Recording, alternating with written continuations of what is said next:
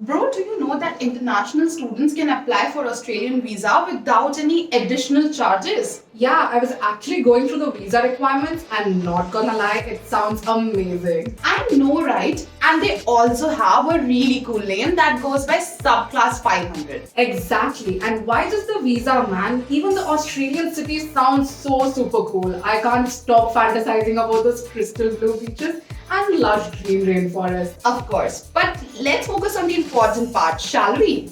Yeah.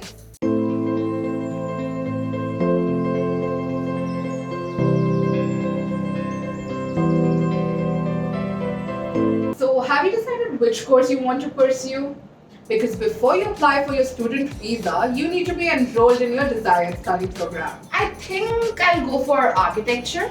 But do you know what else is required apart from the passport and IELTS test score? That reminds me that I have to give my IELTS exam at the earliest. Well, you actually have to do so much more. You need to give your proof of enrollment, academic transcripts, work experience documentations, details of health insurance policies, genuine temporary entrant statement, and passport size photos. You actually have more knowledge about this than I do. That's interesting.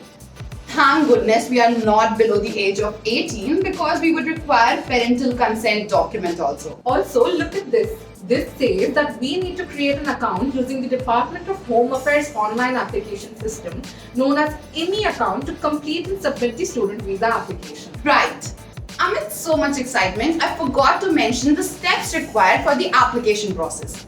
So first things first, you need to figure out your English language proficiency test and then apply to your chosen university. But what then? Simple. We wait for a confirmation of enrollment from our university and then create an account using Australian Immigration Authority. Here, you will need to present the COE, passport, proof of temporary stay as well as the overseas student health cover. Got it.